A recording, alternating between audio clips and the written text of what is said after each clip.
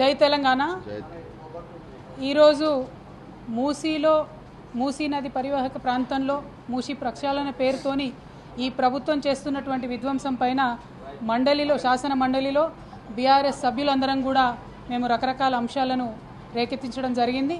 కానీ ప్రభుత్వం దేనికి కూడా జవాబు చెప్పకుండా తప్పించుకోవడం అన్నది అత్యంత బాధాకరం. కానీ మేము సంధించినటువంటి ప్రశ్నలతో ఈ మూసీ మీద ఉన్నటువంటి కన్ఫ్యూజన్ అంతా పోయే విధంగా శ్రీధర్ బాబు గారు ఒక్క మాట మాత్రం ఒప్పుకోవడం జరిగింది.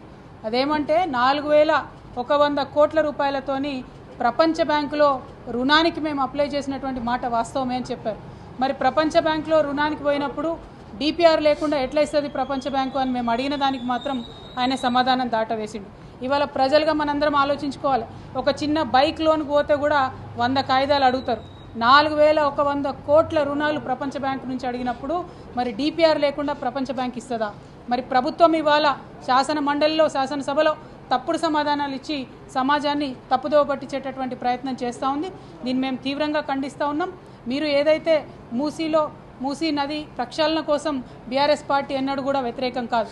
కానీ ఒక ప్రణాళికాబద్ధంగా స్టేజ్ వైజ్గా ప్రక్షాళన చేయాలని బీఆర్ఎస్ పార్టీ భావించింది.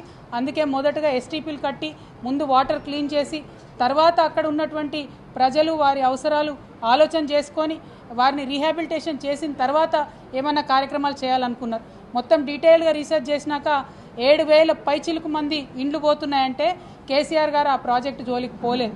ముందు క్లీన్ చేద్దామని ఎస్టీపీల జోలికి కేసీఆర్ గారు పోయింది.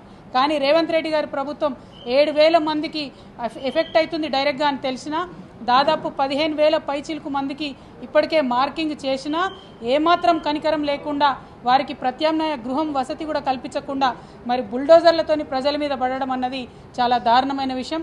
ఒక పక్క ప్రజల్ని ఇబ్బంది పెట్టడం, ఇంకొక పక్క శాసనసభలో శాసన మండలిలో తప్పుడు సమాచారం ఇవ్వడం, ఇవి రెండు కూడా ప్రజల్ని మభ్యపెట్టేటటువంటి కార్యక్రమాలు.